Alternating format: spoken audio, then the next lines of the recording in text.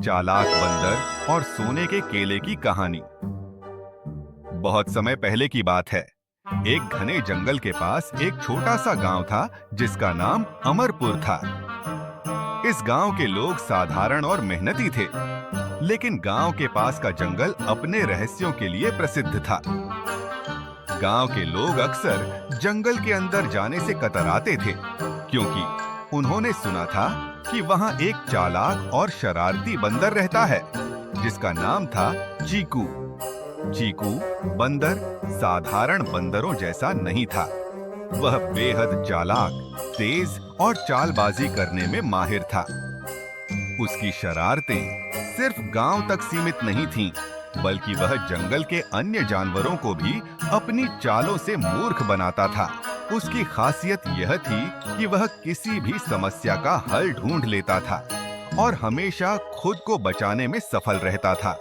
एक दिन गांव में एक अजीब खबर फैली। किसी ने जंगल के अंदर एक पेड़ पर चमकते हुए केले देखे थे। यह कोई साधारण केले नहीं थे, वे सोने के केले थे। जिसने भी इस खबर को सुना वह हैरान रह गया। गांव के मुखिया रामदीन चाचा ने यह सुनते ही गांव के सभी लोगों को इकट्ठा किया और कहा, ये सोने के केले अगर हमें मिल जाएं, तो हमारे गांव की गरीबी हमेशा के लिए मिट जाएगी। लेकिन हमें यह ध्यान रखना होगा कि वह चालाक बंदर चीकू हमें धोखा न दे। गांव के लोग सोने के केले पाने के लिए बहुत उत्साहित थे, लेकिन उन्हें चीकू की चालबाजियों का डर था। सभी जानते थे कि चीकू जंगल के हर कोने से वाकिफ था और उसने कई बार गांव वालों को चकमा दिया था। रामदीन चाचा ने अपने सबसे भरोसेमंद नौजवान राजू को चुना और उससे कहा, तुम्हें इस बार चीकू बंदर से सावधान रहना होगा। उसकी चालों को समझना और उसे मात देना तुम्हारा काम है।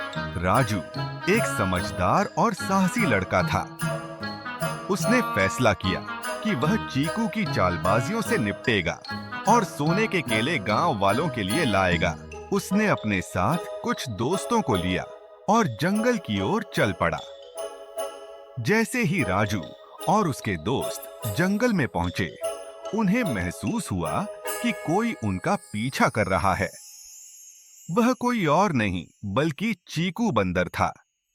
चीकू ने उनकी बातचीत सुन ली थी और जान गया था कि वे लोग सोने के केले की तलाश में आए हैं। चीकू ने तुरंत अपनी पहली चाल चली। उसने जंगल के कई पेड़ों पर लटकते हुए फलों की शक्ल के नकली केले बांध दिए ताकि राजू और उसके दोस्त भ्रमित हो जाएं। राजू ने जैसे ही सोने के केले को पाने की कोशिश की, उसे महसूस हुआ कि यह केले नकली थे। उसे समझ में आ गया कि यह चीकू की चाल थी, लेकिन राजू ने हार मानने के बजाय एक नई योजना बनाई। राजू ने चीकू को पकड़ने के लिए एक जाल बिछाने का फैसला किया।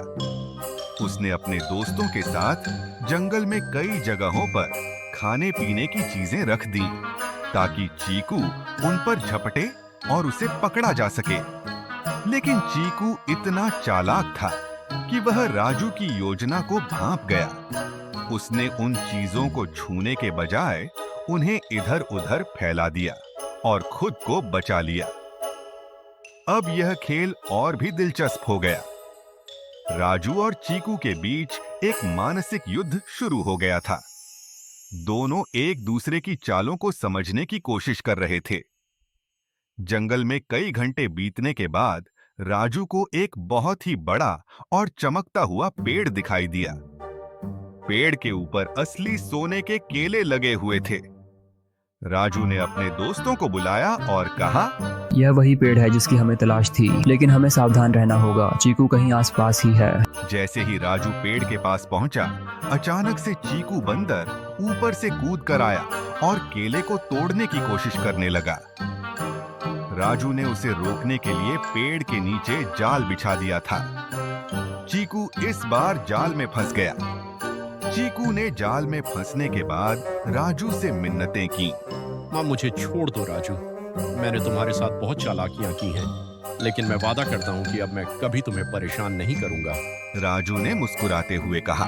तुम बहुत चालाक हो चीकू, लेकिन हर बार चालाकी काम नहीं आती। अगर तुम सच में अपने वादे पर कायम रहोगे तो मैं तुम्हें छोड़ सकता हूँ।